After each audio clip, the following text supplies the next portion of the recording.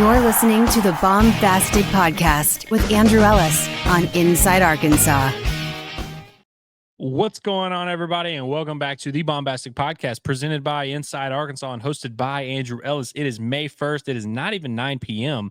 The Arkansas Razorbacks, who came into this series number 11 in the country, have taken care of business early in this evening against the number one team in the country, the Texas Longhorns, who drop all the way to 19-3 in SEC play. The Hogs take game one 9-0.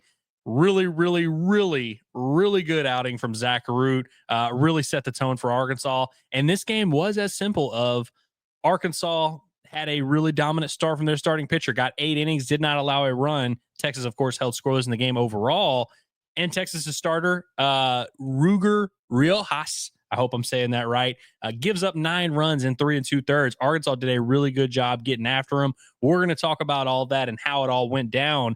But I appreciate you guys for being here with me on the podcast. Before we could get into this real quick, I do want to remind you guys that we are brought to you by Basis Health, our good friends over there. Basis Health is changing the way healthcare is delivered by providing mobile medical visits at the comfort of your home. A doctor will come to your home for urgent care, primary care, IV hydration, and more. Basis Health, they are here for you when and where you need them the most. You can learn more today at basishealth.org. We appreciate their support and all they do for us. In terms of the Arkansas game, the Arkansas 9-0 win. So, I mean, look, you look at it, like I said, it's pretty simple. Arkansas has 9 runs on 8 hits. Texas finishes with just 2 hits in this game. Neither team committed an error. And this is a team, Arkansas came into the game number 2 in the SEC in fielding percentage in the SEC. I believe Texas was somewhere in the 5 or 6 range, both in the top 25 nationally. Both teams also top 15 nationally in ERA. Arkansas will probably crack the top 10 after this. Texas had the number 1 ERA in the SEC, had the number 1 opposing batting average in the SEC, had allowed the fewest singles, the fewest doubles, the fewest triples, the fewest home runs. And so this is going to be an interesting series. Of course, when you're playing the number 1 team in the country, you're going to get tested in a big way. A Texas team that's really done a great job in SEC play, just winning close games, finding ways to get it done each weekend.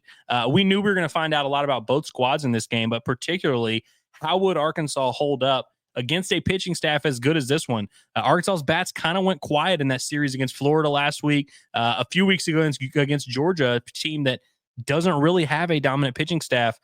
They were able to kind of get some big outs against Arkansas down the stretch in that game or in that series. Of course, Texas A&M had a couple huge relief performances that stole that series when Arkansas was last in Baum-Walker Stadium. And so there was a lot of questions. I mean, Arkansas's top 5 nationally, top 10 nationally and everything, top 3 in the SEC in every offensive category. But had Arkansas come out here and really struggled in this series against Texas, with it, especially with 3 series losses coming off, we would have really had to start asking ourselves, hey, where is this Razorback team at? Are they as good as they look on paper? Because you look at it on paper, Arkansas's top 15 in every single stat, ERA, batting average, home run, slugging, on base, all of it. But does it all add up to a good baseball team? And so there's a lot of pressure on Arkansas in this matchup.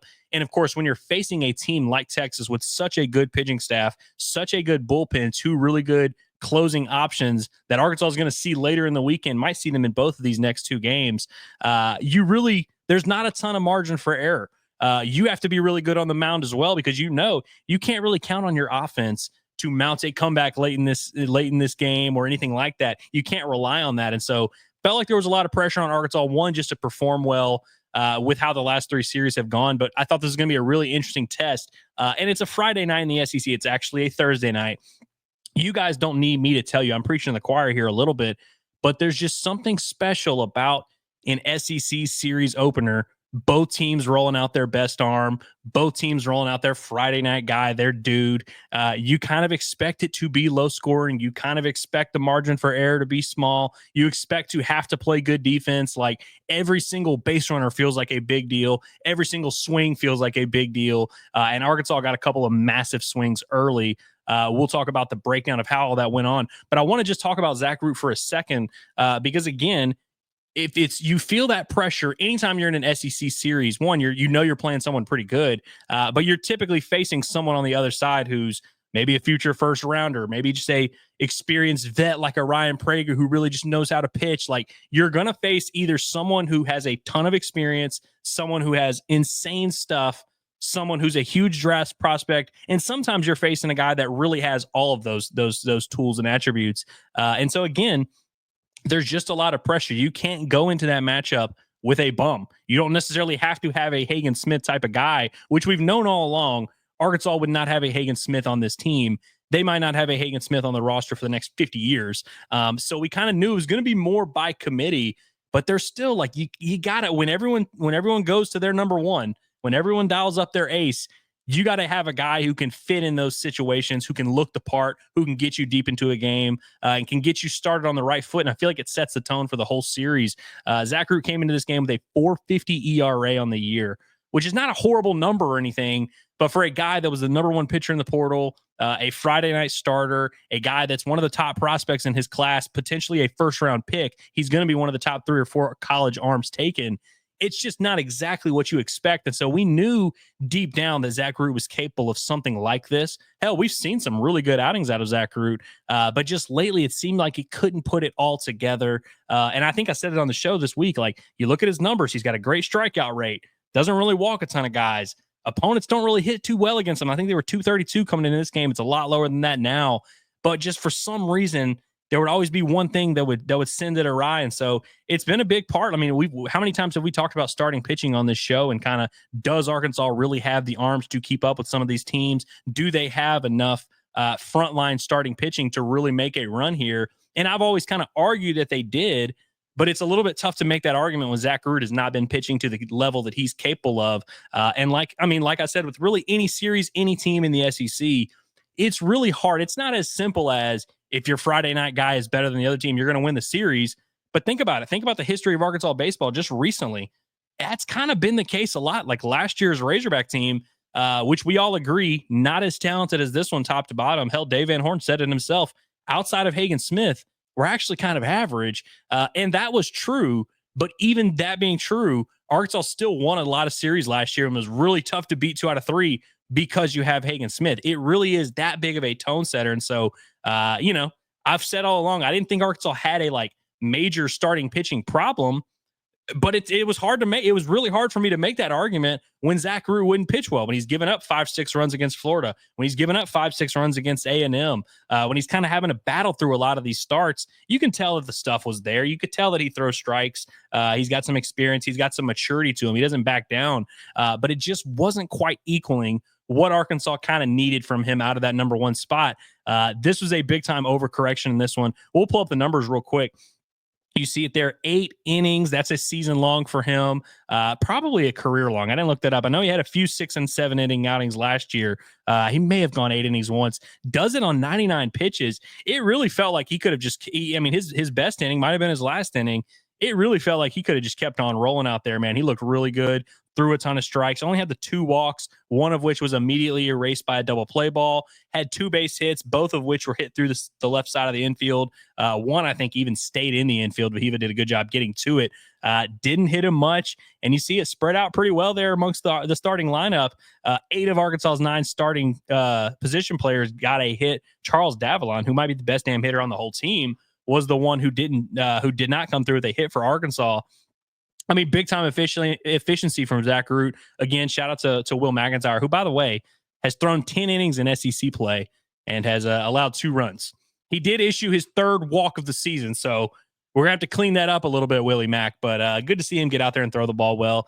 Thought we might see Hunter Dietz. Thought we maybe might see Hunter Dietz, but no, we did not. But yeah, in terms of Zach Root, man, threw a ton of strikes. The fastball was, he's had it more lively. Like, he's touched 96 this year. I think he was mostly 92, 93. I did see 195, and it came like in the 4th or 5th inning. He just kind of flashed it up there, threw a ton of off-speed pitches, had that changeup working against the right-handed hitters a lot, which is always kind of the key to his success. Had the big breaking ball working as well. Really just never got squared up. And when Zach Root's at his best, he can really, he's got that funky little delivery, but he gets into a rhythm, man. Once he starts rolling downhill at you, man, he's tough to string stuff together against. And so seeing him pitch the way he did tonight almost makes it more frustrating that he hasn't been pitching that way, consistently throughout the remainder of the year. But I thought it was very important for him to go out there and show that he can be that type of guy. And like I said, that really was the difference in this game. Texas, give credit to them. By the way, we talk about starting pitching a lot and how Arkansas's starting pitching compares to other teams. Texas is one of those teams. I mean, Jared Spencer's out for the year. He was their Friday night starter. But Texas has 3 of the top 10 ERAs in the entire SEC, or at least coming into today. Now, of course, Jared Spencer is no longer with the team, so it doesn't really feel that way. But like, that's been a huge part of Texas' success, is their starting pitching being able to match up with other teams. And kind of like I've been saying all along, like, as much as we've talked about Arkansas' starting pitching, have you really seen other teams that much where it's like there's a big gap? Like, man, our starters just can't compete with those guys. Most weeks the margin for error is pretty small, but today it didn't look like that. Arkansas really got after Roy Haas a little bit, hit him for, I think, 7 of Arkansas's 8 hits came against him. All 9 of their runs, yes, 7 of their 8 hits came against him. All 9 runs. He ends up with 4 strikeouts in just under 4 innings. And this is a guy who, weirdly enough, like, Arkansas is going to face a lot of arms that are, left-handed pitchers that throw 89 to 91 type of stuff. Weirdly enough, Roy Haas is one of those arms that actually has a little bit of velocity with his fastball. The guy they brought in after him, who, by the way, only had like 7 innings on the year total, he actually threw the ball pretty hard. But a lot of the best, most prominent arms for Texas are guys that throw about 88 to 92, like not really flamethrowers by any means. The guy that Arkansas is going to face, the left-handed pitcher that's going to start on the mound for Texas, it's going to be a very different matchup. But Arkansas, I was really impressed with the way that they got after Roy Haas, especially coming off the Florida series, where right-handed pitchers that threw the ball in the mid-90s really gave Arkansas a lot of trouble. They had great approaches today, man. It was really early on. It took them a while to kind of find that footing. I guess it took them, they went 3 up, 3 down in the first inning, and then Cam Kozel strikes out to start the second. But they really just started to string together quality ABs there. You felt like there was, Arkansas finished with 8 hits in this game. But like we say, in a Friday night game, that's 8 hits is like that's you'll sign up for that on what is pretty much a Friday night, a game 1 series opener. You'll take that. Like, that's more than enough offense. Arkansas has that spurt ability, and they just made him work, man. He early on, I think he was through like 2 innings on like 23 pitches or something like that. But Arkansas just kept getting him right back out there. And of course, Root kept him on the mound because he kept getting Arkansas right back in the dugout with quick innings. Roy Haas ends up throwing 67 pitches in just under 4 innings. But like I said, had like, I think it was like 9 pitches in the first inning. Like, he was kind of cruising there for a little while. Even in the second inning where Arkansas got 2 runs against him, they only did it on like 14 pitches. And so Texas, that's one thing that's part of their formula. They really don't have a super deep pitching staff where they'll rely on 9, 10, 11 guys throughout the weekend.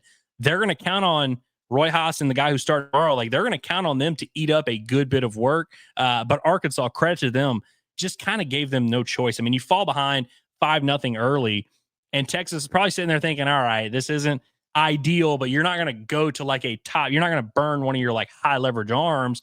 So they kind of just left the starter out there. But Arkansas did so much against them that they finally were like, hey, we got to do something. Let's just go to someone else, throw an arm that we had no plans on using, and we'll just basically punt on this game.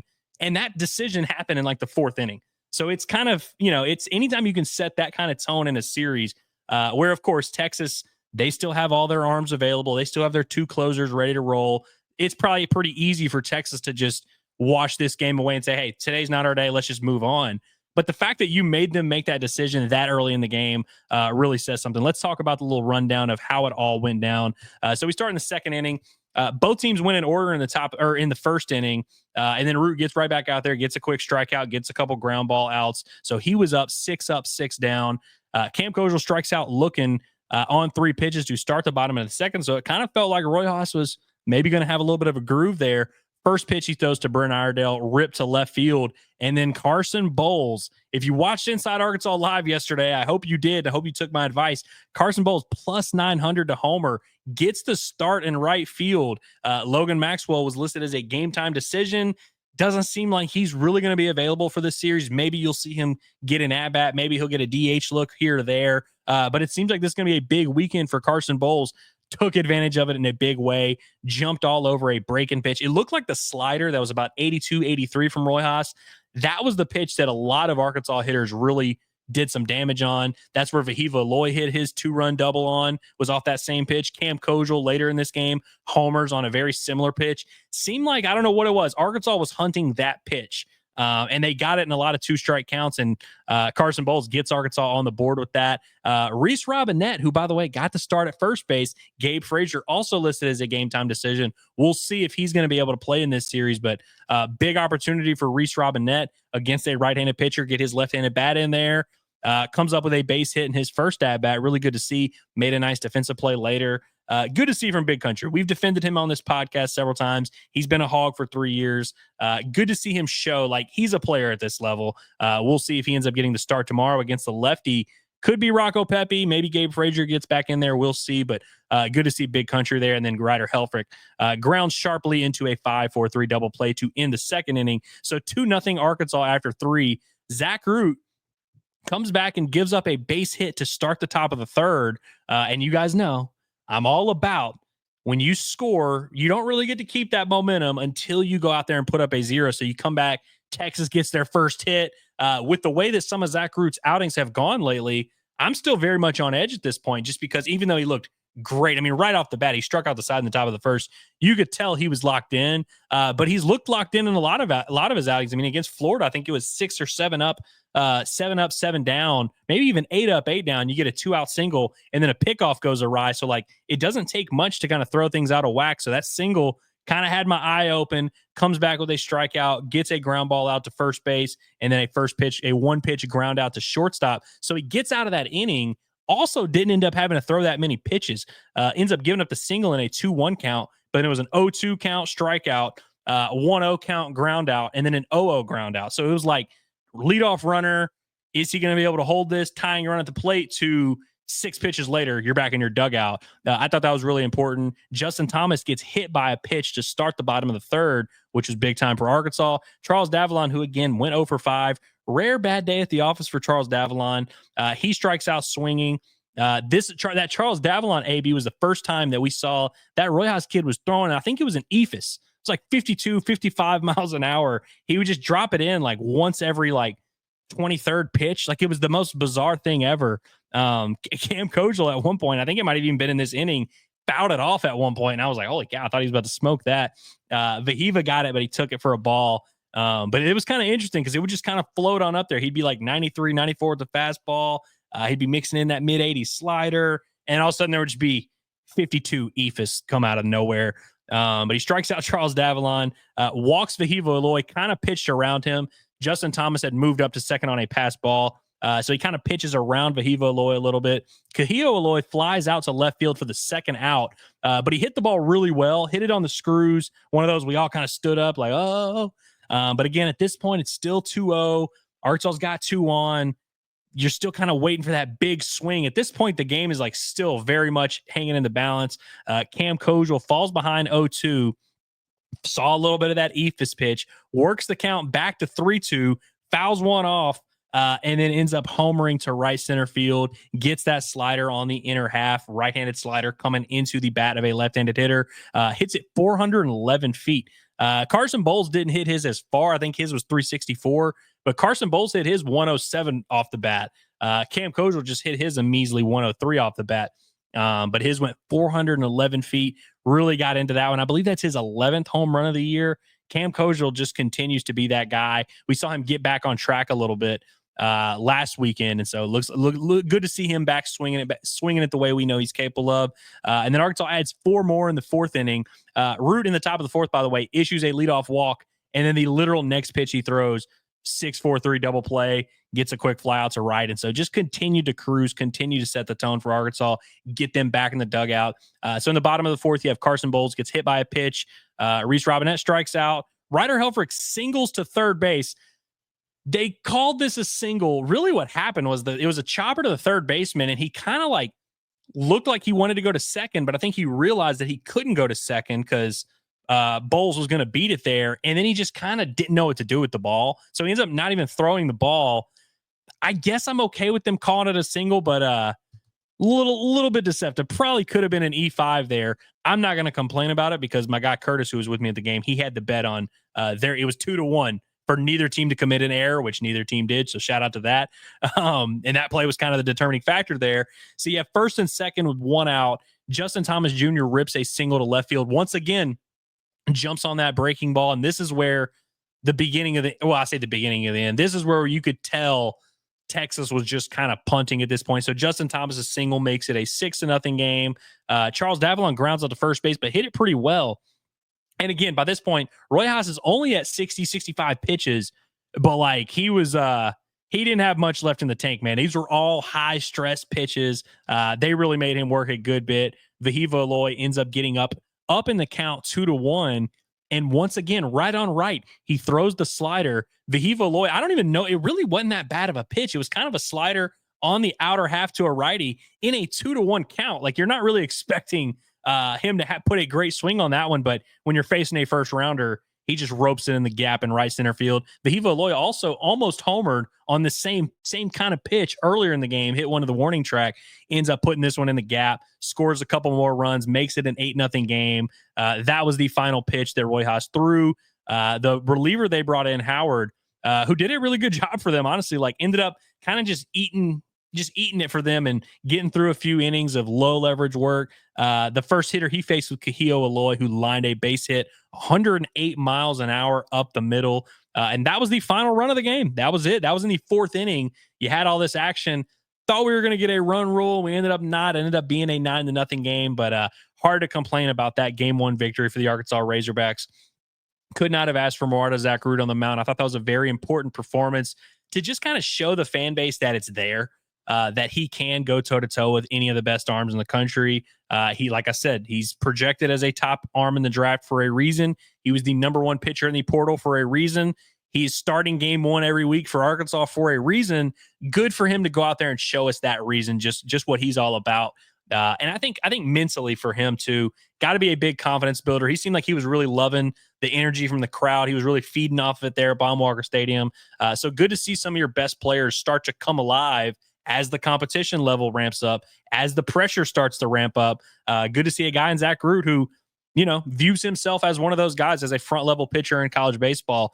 Good to see him go out there and show it. And when he pitches well, man, this whole Arkansas pitching staff, it changes things. When you allow this team to kind of stay on schedule, and I mean, think about all the arms that Arkansas has available. I mean, obviously Carson Wiggins is not going to be available this weekend, but I mean, Fouch is still there. Jimenez is still there. Gackel's still there. Bybee's still there. Beidelshees is still there. Hunter Dukes maybe is still there. Dylan Carter is still there. Arkansas has got their options. Now Texas still has theirs as well. Arkansas still going to have to face the Volantis kid, who's the freshman of the year, maybe the best closer in the SEC. They've also got this Stubbs kid who has 5 saves as well.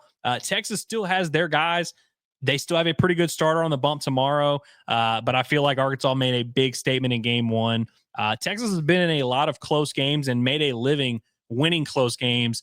Nobody has done to Texas what Arkansas just did tonight, and they've also faced some pretty good teams. And so job's not done. Arkansas still got to go out there and finish this series up and really can let this fan base exhale a little bit of a sigh of relief. But it's a really good way to start the series. I don't know how much more you can honestly ask for, other than just maybe, hey, get the run rule, guys. Like, geez, what's going on there? And Charles Davalon, what the hell, man? What are we going 0 for 5 while everybody else is having all the fun? We got to get back to it. So we'll see how Arkansas comes out tomorrow. It was a great crowd. I should shout out to the crowd. Just under 11,000. I think the announced attendance was like 10,815, somewhere in that range. And that was on a Thursday night, 6 p.m. And early on, I was kind of like, I don't know, it's tough for people to get off work. Ended up filling in really nicely. It was an awesome crowd, awesome weather. Glad it held off. Fingers crossed, knock on wood for tomorrow, 7 p.m. first pitch, Friday night, national TV. I know a lot of people are going to be in town for that. Go get your alumni hall and get to the game. It's going to be a fun atmosphere. Aloha weekend.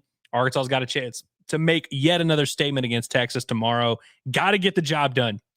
Do not go into Sunday or Saturday in a tight rubber match. You gotta get this job done. You can taste it right there. You've seen they're human. They're not as good as that #1 ranking indicates. Go out there and get the job done. So we'll see if Arkansas is able to get the job done tomorrow. We'll be back tomorrow night for a recap of what could be Arkansas clinching a series victory or setting us up for a very pressure-packed, tense Saturday series finale. Either way, we will have all the coverage here on the Baumbastic Podcast. So make sure you subscribe to this podcast network, wherever you get your podcast, the Baumbastic Podcast, and make sure you subscribe to this YouTube channel, Inside Arkansas. We'll be back tomorrow for Inside Arkansas Live at noon. Have a great Thursday night, everybody. We'll